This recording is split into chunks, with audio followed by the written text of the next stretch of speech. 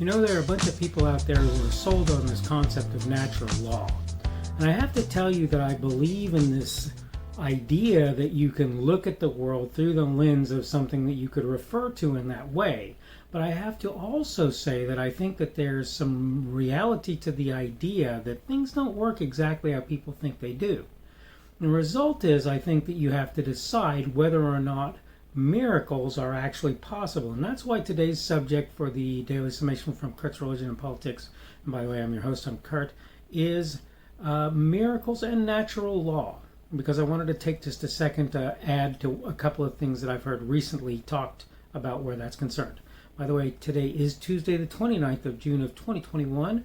Glad to have you here, whether on Rumble, on YouTube, on podcasts, wherever it happens to be. I'm glad to have you along today. And hopefully I'll present some things for you to think about. There's an interesting reality, and it is that there's this assumption that if you can repeat something 1,000 times, you're good. It's a law. It's something that you can state as a law. I'm going to go ahead and read my notes here to kind of talk a little bit about what I have to say about that. So what is natural law? No, that's a serious question. You can make the argument that you can do the same thing 1,000 times and get the same result. What happens when the same thing doesn't happen the 1,001st time? Yes, it's true, some unknown factor may have changed. As a part of what that means, though, is that you didn't understand things like you thought you did. Now imagine a being with sufficient power to bend what we know to be, quote, natural law, end of quote. This is, in my mind, I said the very definition of miraculous. It is certainly miraculous if that's true. It's supernatural, it's miraculous if that's true. I said that I need to make sure to discuss such a being. Me. We got that. So now let's get on to what I'm kind of getting at with all I'm saying. Look,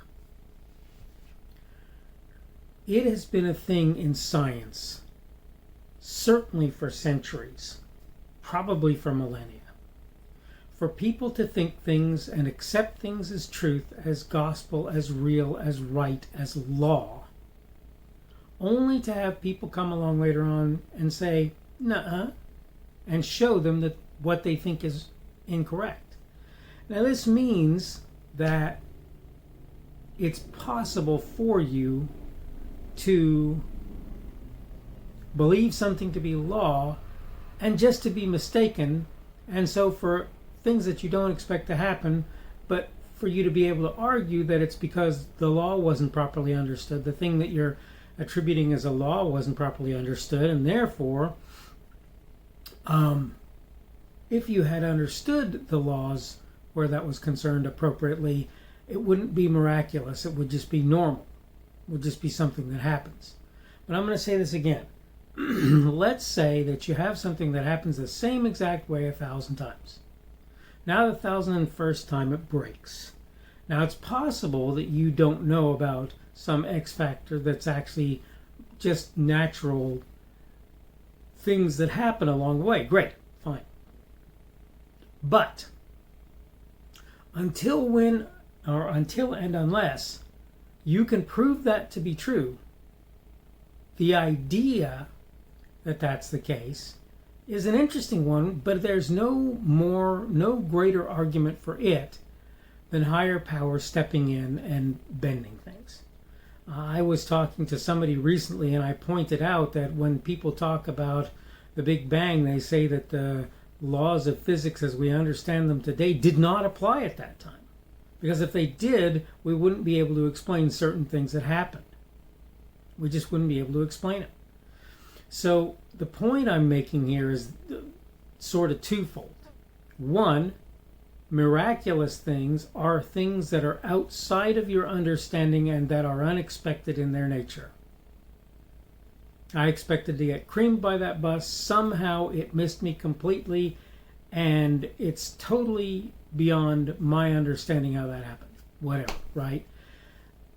laws, this is the second thing, laws are a way for people to put down on paper the idea that this is how things appear to work without an absolute certainty that they understand those things to the degree and extent that they would need to know whether or not what they've stated as a law is actually real, true, proper, correct. They don't have a way to do that, right? And again, what happens when a law seems to apply and then suddenly it stops applying in some given situation? I read an article years ago when I was working for a local medical sciences hospital here in the Little Rock area, and they encouraged us to look into various research. And I was reading one of the more prominent science rags at the time, and there was this article about a group that was studying mitosis, the splitting of cells, and particularly how it relates to the reproductive cycle of mice. And suddenly everything went haywire, went totally haywire. And it happened one day, and they searched and they searched and they searched and they searched, and they never found an answer to what happened until something else occurred. A person who had been working in the lab as a research assistant moved on. Whether it was quit, I don't know. I don't remember now. But moved on. They moved on to another position in another place. Suddenly everything started to go back to normal again. Well, they looked at what that person was doing, and they found out that they were using, I think it was ammonia, to clean the cages of, I'm pretty sure it was mice, not rats, but anyway, it doesn't really matter. And that it appears that the ammonia, the cages were made of some sort of plastic, and that the ammonia was leaching what they refer to as PCBs, right, which apparently emulate phytoestrogen, or it's a phytoestrogen or something like that. So it emulates estrogen. And suddenly, because of that, everything went haywire in the mice's reproductive systems. Soon as that changed to where that wasn't happening anymore, or somewhere nearly thereafter, suddenly that stopped happening. My point is that you may think you know the, quote, laws that apply, but it's distinctly possible that something can interrupt a law that you, quote, know to be true and make it so that something essentially miraculous happens. And as I say, for me, something miraculous is something that happens that's totally outside of what's expected and totally inexplicable. In this case, they could explain it. Wasn't miraculous. They could explain it finally. Or at least they believe they can. In other instances, they can't explain what's going on with various things that have happened, will happen, etc. There's no explanation.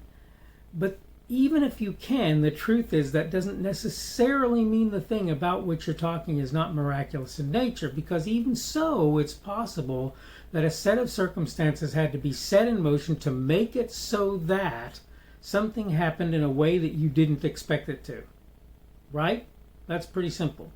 So, can miracles happen? Yes, in my opinion, yes. You have to decide for yourself whether or not that's true. Is natural law really law? I wouldn't say so. I wouldn't make the argument that it was.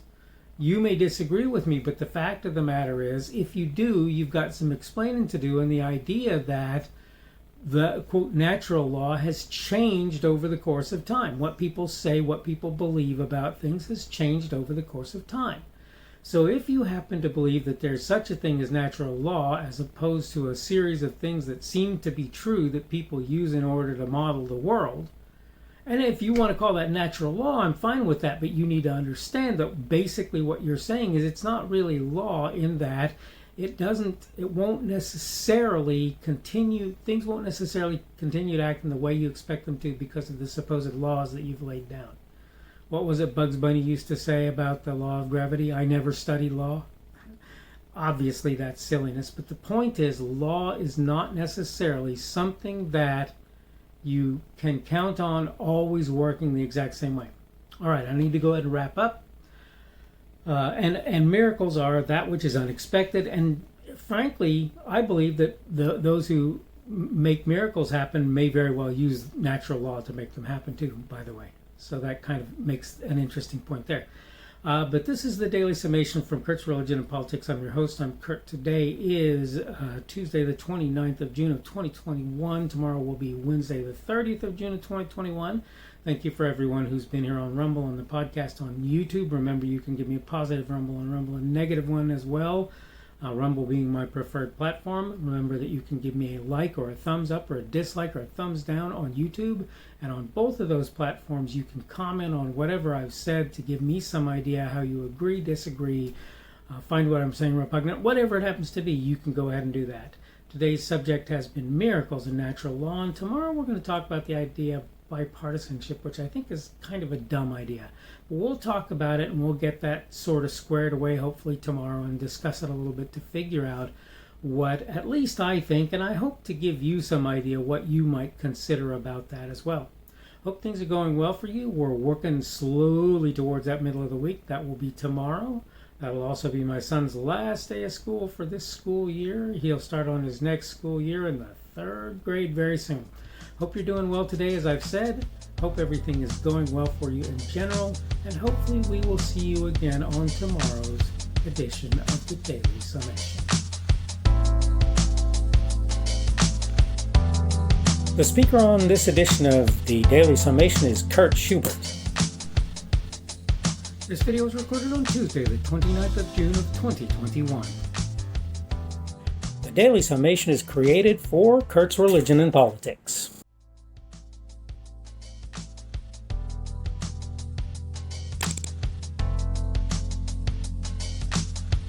Thanks for watching this edition of the Daily Summation from Kurt's Religion and Politics. I hope you found it entertaining or instructional, or maybe both.